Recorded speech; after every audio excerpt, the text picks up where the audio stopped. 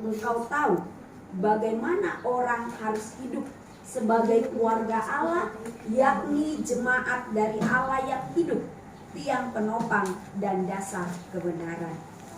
Saudara-saudara yang diberkati oleh Tuhan, sebelumnya kita tetap karena masih suasana tahun baru, selamat tahun baru untuk kita semua. Tahun baru. Ya. Kita berharap tahun ini adalah tahun yang penuh berkat serta sukacita bagi kita.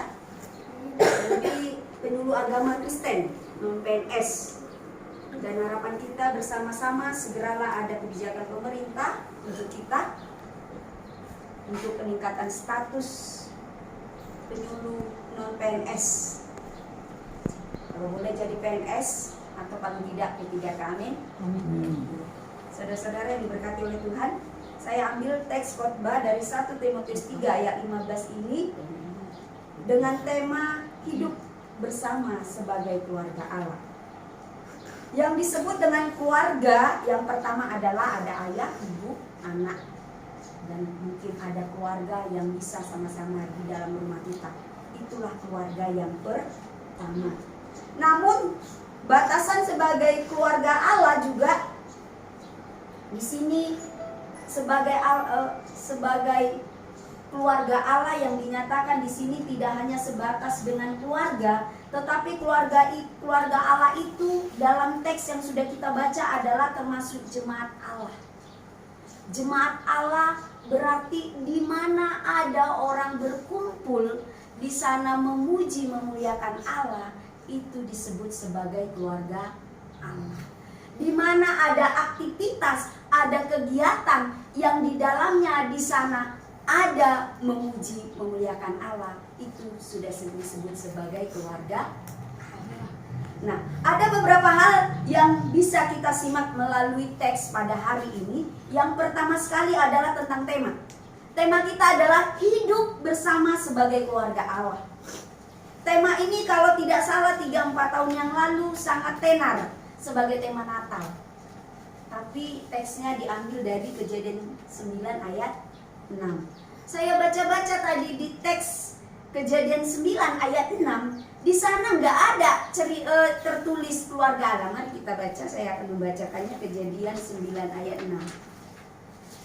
Kita sama-sama simak dan renungkan. Kejadian, apakah kita sepaham? Kejadian 9 ayat yang ke-6 saya bacakan. Siapa ya? Kejadian 9 Kejadian 9 ayat yang ke-6 itu sering disebut sebagai ayat 16 ya. Kejadian 9 ayat 16. Jika busur itu ada di awan, maka aku akan melihatnya sehingga aku mengingat perjanjianku yang kekal antara Allah dan segala makhluk yang hidup, segala makhluk yang ada di bumi. Ternyata itu isinya. Padahal temanya hidup sebagai keluarga Allah. Tetapi di teks itu nggak ada tulisan yang menyatakan keluarga Allah. Lalu saya ikuti tafsiran-tafsiran yang ada di Google. Iya betul juga, mereka juga menyatakan ternyata memang nggak sinkron teks dengan tema. Tetapi teks yang kita baca ini jelas di sana ada dikatakan, jadi jika aku terlambat, sudahlah engkau tahu bagaimana orang harus hidup sebagai keluarga Allah, yakni jemaat dari Allah yang hidup, tiang penopang dan dasar kebenaran. Mungkin itu boleh menjadi menambah kita supaya jangan lagi membuat tema tapi tidak sesuai dengan teks. Bapak, saudara-saudara yang terkasih dalam nama Tuhan Yesus Kristus, jelas tidak relevan jika tema sebagai keluarga Allah dari Kejadian 9 ayat 16 itu dikatakan out of context, keluar dari konteks. Nah, saudara-saudara yang kekasih, hal yang kedua yang bisa kita simak dari sini adalah tentang hidup bersama sebagai keluarga Allah. Keluarga Allah tadi sudah saya katakan di awal, melakukan sesuatu kegiatan aktivitas secara bersama-sama, dan di sana menyebut kata Allah. Tentu itu disebut sebagai keluarga Allah. Nah, Surat Paulus ini ditujukan kepada Timotius, anak rohani Paulus, agar Timotius melanjutkan surat ini kepada jemaat yang dilayani oleh Timotius. Ceritanya Paulus mau mengunjungi Timotius, namun Paulus posisinya dalam penjara, sehingga dia belum sempat mengunjungi jemaat Timotius. Sehingga Paulus sebelum sampai ke sana, dia mendahulunya dengan surat. Termasuklah teks yang baru kita baca ini salah satu isi dari surat Paulus. Nah, Paulus menuliskan surat rohani ke jemaatnya Timotius. Maksudnya di sana adalah, sudahlah engkau tahu bagaimana orang harus hidup sebagai jemaat Allah, sebagai keluarga Allah. Kenapa? Kita lihat teks-teks sebelumnya. Di sana Paulus sudah menuliskan mengenai doa jemaat, bagaimana ucapan syukur dan karunia Allah, mengenai sikap laki-laki dan perempuan dalam ibadah jemaat, syarat-syarat bagi penilik jemaat, bahkan syarat-syarat diaken. Nah, kita adalah penyuluh. Kalau di gereja, kitalah sebagai diaken, sebagai penilik gereja, kitalah mungkin termasuk, karena penyuluh ya, penyuluh itu suluh. Memang berat kita nih menggunakan kata suluh ini. Karena apa? Dari sikap, dari tindakan, perilaku kita dilihat. Sebelum kita menyuluh, maka kita terlebih dahulu menjadi suluh. Itu berat memang, saudara-saudara yang terkasih. Karena dari tutur kata, sikap tingkah laku, tadi kita udah bincang-bincang, aku guru agama, aku begini, gak jelas. Tetapi memang jelas, mau gak mau, suka gak suka, itulah profesi kita. Dari tutur kata, sikap, perbuatan kita sudah dilihat. Mungkin kita dua mata melihat orang lain, tetapi orang lain sudah banyak mata melihat kita. Nah, saudara-saudara yang terkasih dalam nama Tuhan Yesus Kristus, di sini syarat-syarat penilik jemaat, syarat-syarat bagi diaken ada dituliskan dalam 1 Timotius 3 sebelum teks yang kita baca ini. Ada di sana dikatakan, benarlah perkataan ini, orang yang menghendaki jabatan penilik jemaat mengingatkan pekerjaan yang indah.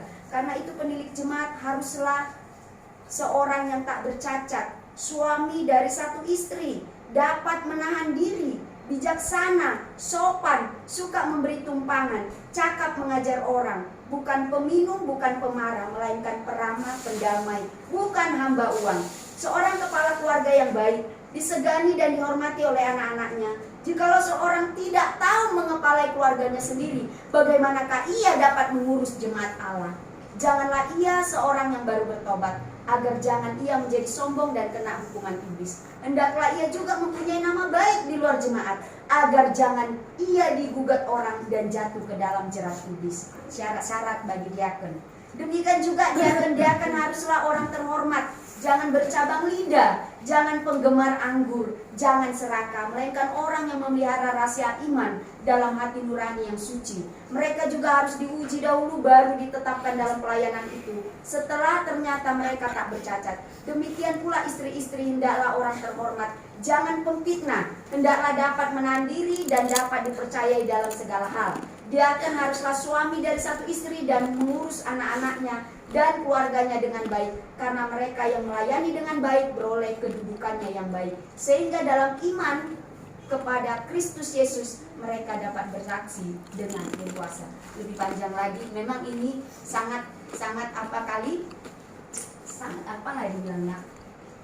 ketat sekali syarat-syaratnya. Namun memang kalau di dunia gereja inilah dia, tetapi di dunia pemerintahan kita sebagai penyuluh berarti sebagai teladan juga. Karena apa? Karena kita akan menyuluh orang-orang yang belum mengenal ajaran Tuhan. Ya. Saya ingat pernah seorang tokoh agama India, Mahatma Gandhi, di Tenar juga kita kenal. Mahatma Gandhi sangat kecewa dengan pengikut Kristus. Kenapa? Ketika dia sudah senang mendengar ajaran-ajaran Kristus yang begitu luar biasa, kasih Kristus kepada orang-orang, dia senang, dia tertarik. Lalu suatu hari dia datang ke sebuah gereja. Dia datang ketika dia datang pas depan gereja itu, datanglah salah satu penerima tamu gereja itu mengatakan, karena Mahatma Gandhi adalah orang yang berkulit hitam. Tamu itu berkata, maaf ya Pak, gereja Bapak bukan di sini, tetapi yang di sini. Saudara-saudara yang terkasih, ini salah satu menunjukkan teguran buat kita. Mungkin kita nggak seperti itu kali, tetapi hal yang mau ditunjukkan di sini menunjukkan adanya perbedaan-perbedaan. Itulah yang mau kita pasang. Kita adalah satu dalam jemaat Allah. Tidak ada perbedaan antara satu yang dengan yang lain. Tetapi mari kita saling menutupi satu sama lain, saling melengkapi satu sama lain, saling menopang satu sama lain. Supaya apa? Penuh Kristus benar-benarlah menjadi suluh di tengah-tengah masyarakat. Sebelum di tengah masyarakat, di dalam keluarga. Setelah dalam keluarga, di masyarakat, dan dimanapun kita berada, kita tetap menjadi suluh. Baik melalui tutur kata, sikap, dan tingkah laku. Amin. Kita bersatu dalam doa.